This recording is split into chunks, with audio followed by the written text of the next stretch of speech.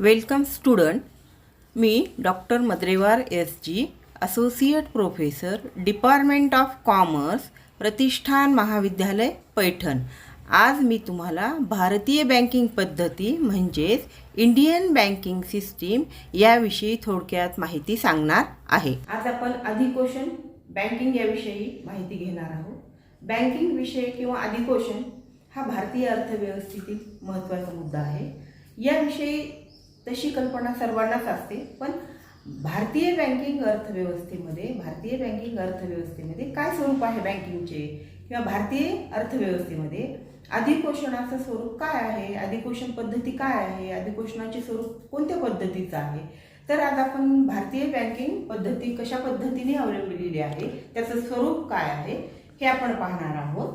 तर भारतीय बँकिंग पद्धतीमध्ये सर्वोच्च स्थानावर असणारी बँक जी आहे ती रिझर्व्ह बँक ऑफ इंडिया आहे. आणि या रिझर्व्ह बँक ऑफ इंडिया म्हणजे RBI ही भारतीय अर्थव्यवस्थेतली सर्वोच्च स्थान असलेली बँक आहे. आणि या बँकेच्या नियंत्रणाखालीच पूर्ण बँकिंग व्यवस्था चालत असते. आणि भारतीय अर्थव्यवस्थेमध्ये बँकिंगशी संबंधित माहिती पाहत असताना रिझर्व्ह बँकेच्या अंतर्गत खालील बँका काम करतात.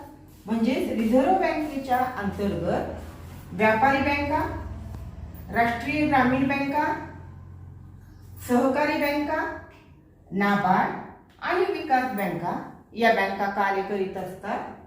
या बँकेचं स्वरूप पाहत असताना आपण व्यापारी बँका म्हणजे काय, त्याला आपण म्हणतो कमर्शियल बँका, ज्या की अर्थव्यवस्थेमध्ये कमी दराने कर्ज देणाऱ्या आणि मध्यमवर्गीयांना कर्ज देणाऱ्या या व्यापारी बँका असतात.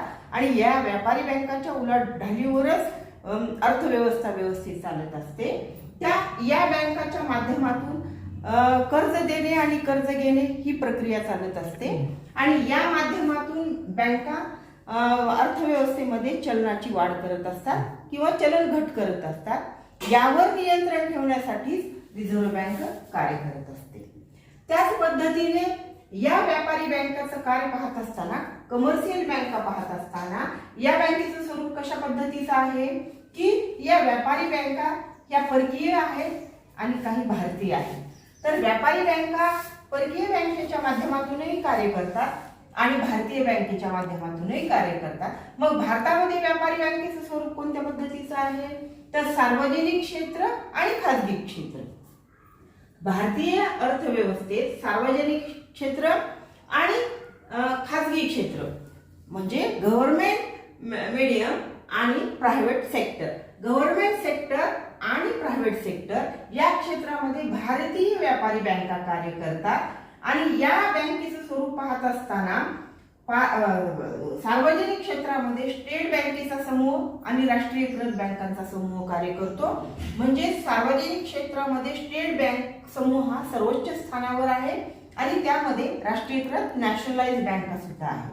आता राष्ट्रीयकृत बँका आणि स्टेट बँकाचा समूह कार्य करत असताना व्यापारी बँकेच्या माध्यमातून स्टेट बँक समूह, स्टेट बँक ऑफ इंडिया आणि त्याच्या दुय्यम शाखा कार्य करीत असतात. म्हणजे व्यापारासाठी कर्ज देणाऱ्या ज्या बँका आहेत त्यामध्ये स्टेट बँक ऑफ इंडियाचा रोल हा सर्वात महत्त्वाचा आहे. म्हणून व्यापारी बँका ह्या परकीय आणि भारतीय स्वरूपात आहेत. मग भारतामध्ये या व्यापारी बँकांचं स्वरूप काय आहे, सार्वजनिक क्षेत्र आणि खाजगी क्षेत्र. या सार्वजनिक क्षेत्रामध्ये काम करणारी सर्वोच्च स्थानावर असलेली जी बँक आहे ती बँक आहे स्टेट बँक ऑफ इंडिया. आणि या बँकेच्या माध्यमातून व्यापारी बँकेचं कार्य हे सुरळीत पार पाडत असतं. भारतीय अर्थव्यवस्थेमध्ये व्यापारी बँकेला महत्त्वाचे स्थान आहे, जेणेकरून व्यापारी बँकांच्या माध्यमातून भारतीय अर्थव्यवस्थेमध्ये चलनाची वाढ किंवा घट होत असते आणि अर्थव्यवस्था सुरळीत चालत असते. या व्यापारी बँकेच्या माध्यमातून पतनिर्मिती ही केली जाते आणि या पतनिर्मितीवर नियंत्रण ठेवण्याचं कार्य हे रिझर्व्ह बँक ऑफ इंडिया करते. मग परकीय बँकावर नियंत्रण ठेवण्याचं काम रिझर्व्ह बँक ऑफ इंडिया करते. व्यापारी बँकांच्या माध्यमातून ग्राउंड लेवलवर सुद्धा कार्य केलं जातं, जेणेकरून की या बँकांच्या माध्यमातून लोकांना कर्ज दिलं जातं आणि ठेवी स्वीकारल्या जातात. कर्जाच्या माध्यमातून लोकांच्या गरजा भागवल्या जातात आणि ठेवीच्या माध्यमातून बँका त्यांचा नफा कमवतात आणि याच माध्यमातून अर्थव्यवस्था ही वाढीस लागत असते. म्हणून भारतीय अर्थव्यवस्थेमध्ये व्यापारी बँकांचं महत्त्व नाकारून चालता येणार नाही. ही अशा पद्धतीनं कमर्शियल बँका ह्या भारतीय अर्थव्यवस्थेमध्ये अशा पद्धतीनं कार्य करत असतात. आता याच भारतीय बँकिंग पद्धतीमध्ये जो दुसरा भाग आहे तो म्हणजे राष्ट्रीय ग्रामीण बँक, नॅशनल रूरल बँक. राष्ट्रीय ग्रामीण बँकेमध्ये प्रादेशिक ग्रामीण बँका ज्या की ग्रामीण भागामध्ये, ज्या की रुरल एरियामध्ये काम करतात, ज्या की शेतीशी निगडीत ग्रामीण भागातील कुटीर उद्योग, लघु उद्योग अशा उद्योगासाठी कार्य करणाऱ्या ज्या बँका आहेत त्या राष्ट्रीय ग्रामीण बँका. या राष्ट्रीय ग्रामीण बँकाच्या माध्यमातून प्रादेशिक ग्रामीण बँकांचं कार्य चालतं आणि या बँकांच्या माध्यमातून शेतीशी संबंधित असलेल्या उद्योगांना, शेतीशी संबंधित असलेल्या कार्यांना कर्ज पुरवठा केला जातो आणि त्यालाच आपण नॅशनल रूरल बँक असं म्हणतो. या बँका म्हणजे ग्रामीण भागातील अर्थव्यवस्था सुधारण्यासाठी निर्माण केलेल्या बँका आहेत. त्याच पद्धतीने भारतीय बँकिंग पद्धतीमध्ये तिसरा महत्वाचा जो मुद्दा आहे ते सहकारी बँका, त्याला आपण कोऑपरेटिव्ह बँका असं म्हणतो. कोऑपरेटिव्ह बँका ह्या तसं पाहिलं तर भारतीय अर्थव्यवस्था ही शेतकी प्रधान अर्थव्यवस्था आहे. भारतात बहुसंख्य लोकांचा व्यवसाय हा शेती आहे. शेतीवर आधारित व्यवसाय चालत असल्यामुळे शेतीशी संबंधित उद्योगधंद्यांना कर्ज पुरवठा करण्यासाठी व्यापारी बँका कमी पडत होत्या आणि व्यापारी बँकांचं लिमिटेशन होतं. व्यापारी बँका ग्रामीण भागातल्या लोकांना कर्जाचा पुरवठा म्हणावा तसा करत नव्हता आणि या ग्रामीण भागातल्या लोकांना कर्ज पुरवठा करण्यासाठी मग सावकारांची लॉबी तयार झाली. या सावकारांच्या लॉबीला छेद देण्यासाठी सहकारी बँका अस्तित्वात आल्या आणि या सहकारी बँकाचा उद्देशच आहे की एकमेका सहाय्य करू अवघे धरू सुपंथा, म्हणजे ना नफा ना तोटा या तत्वावर चालणाऱ्या या सहकारी बँकांची स्थापना करण्यात आली. या सहकारी बँका म्हणजे ग्रामीण भागातील शेतीला कर्ज पुरवठा करणाऱ्या या बँका आहेत. मग सहकारी बँकेच्या माध्यमातून सर्वोच्च स्थानावर असणारी बँक जी आहे ती राज्य सहकारी बँक, स्टेट कोऑपरेटिव्ह बँक. ही राज्य सहकारी बँक सर्व बँकांवर, ग्रामीण भागातील सर्व बँकांवर नियंत्रण ठेवते. म्हणजे सांगण्याचं तात्पर्य सहकारी बँकिंग क्षेत्रातील सर्वात ग्राउंड लेवलवर काम करणारी किंवा शेतीशी संबंधित काम करणारी किंवा ग्रामीण भागात काम करणारी बँक म्हणजे प्राथमिक सहकारी बँक होय. प्रायमरी कोऑपरेटिव्ह सोसायटी, प्राथमिक सहकारी पतसंस्था. या प्राथमिक सहकारी पतसंस्था ह्या खेड्यामध्ये काम करणाऱ्या, ग्रामीण भागामध्ये काम करणाऱ्या असतात आणि ह्या प्रत्यक्षरित्या शेतकऱ्यांना कर्ज पुरवठा करतात. त्या अल्पमुदतीचे, मध्यम मुदतीचे कर्ज पुरवठा करतात. कारण शेतकऱ्यांना शेतीसाठी बऱ्याचशा कामासाठी, शेतीशी संबंधित अनेक कामासाठी त्यांना कर्ज आवश्यक असतं आणि हे शेतकरी शेतीचं कर्ज, शेतीसाठी लागणारं कर्ज प्राथमिक अवस्थेमध्ये प्राथमिक सहकारी पतसंस्थेच्या माध्यमातून घेतात. या प्राथमिक सहकारी पतसंस्थेवर नियंत्रण ठेवण्यासाठी जिल्हा सहकारी बँका कार्य करतात. जिल्हा सहकारी बँका या जिल्हा स्तरावर असतात, डिस्ट्रिक्ट कोऑपरेटिव्ह बँक.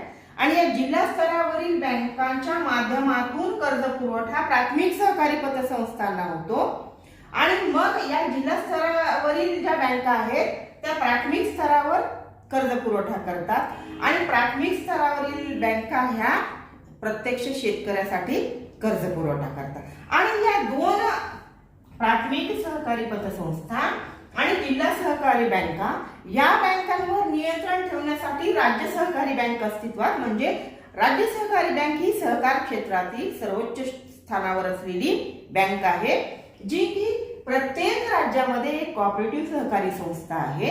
आणि या राज्य सहकारी बँका जिल्हा बँकांना कर्ज पुरवठा करतात.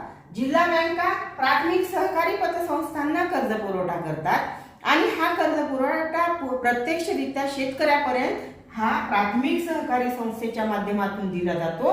तो अल्प मुदतीचा असतो, मध्यम मुदतीचा असतो. या माध्यमातून ह्या बँका कर्ज पुरवठा करत असतात. म्हणून भारतीय अर्थव्यवस्थेत सहकारी बँकांना अतिशय महत्त्वाचं स्थान आहे, कारण या बँका प्रत्यक्षरित्या शेतकऱ्यांना कर्ज पुरवठा करत असतात. म्हणून सहकारी बँकेचं महत्त्व हे भारतीय अर्थव्यवस्थेत नाकारून चालत नाही. त्याच पद्धतीने भारतीय बँकिंग पद्धतीमध्ये राज्य सहकारी बँकेच्या पुढची स्टेप म्हणजे राज्य सहकारी बँकेवर नियंत्रण ठेवणारी ही नाबार्ड बँक असते, national bank for rural and agriculture development, म्हणजे ग्रामीण आणि शेतकी विकासासाठी सर्वोच्च स्थानावर असलेली बँक ही नाबार्ड असते. नाबार्डच्या माध्यमातून सहकारी बँका कार्य करतात आणि या बँका या सहकारी बँकांच्या माध्यमातून जिल्हा स्तरातनं प्राथमिक स्तरावरती कार्य करत असतात. त्यानंतर सहकारी बँकेच्या माध्यमातून राज्य भूविकास बँक एक कार्य करते, प्राथमिक भूविकास बँक आणि नागरी सहकारी बँक. राज्य भूविकास बँक म्हणजे जमिनीशी संबंधित म्हणजे दीर्घकालीन कर्ज पुरवठा करणारी राज्य भूविकास बँक असते आणि ही प्राथमिक भूविकास बँक म्हणून राज्य भूविकास बँक प्राथमिक स्तरावर सुद्धा कार्य करत असते. म्हणजे राज्य भूविकास बँक प्राथमिक भूविकास बँकांना कर्ज पुरवठा करते आणि प्राथमिक भूविकास बँक ह्या प्रत्यक्षशी शेतकऱ्याशी संबंधित कार्य करतात. आणि त्यानंतर नागरी सहकारी बँक, त्यानंतर विकास बँका, त्याला आपण डेव्हलपमेंट बँक असं म्हणतो. भारतीय अर्थव्यवस्थेत भारतीय बँकिंग पद्धतीमध्ये विकास बँकांचंही महत्त्व नाकारून चालत नाही. या राष्ट्रीय स्तरावरती नॅशनल लेवल आणि राज्य स्तरावर स्टेट लेवलवरती कार्य करतात. त्या कार्य करत असताना मग राष्ट्रीय स्तरावर कोणकोणत्या बँका कार्य करतात? IDBI, SIDBI, SRDBI, IFC, ICICI, IRDC. म्हणजे industrial development bank of India ही राष्ट्रीय स्तरावर विकास बँक म्हणून कार्य करते. त्यानंतर small scale industry development bank of India विकास बँक म्हणून काम करते.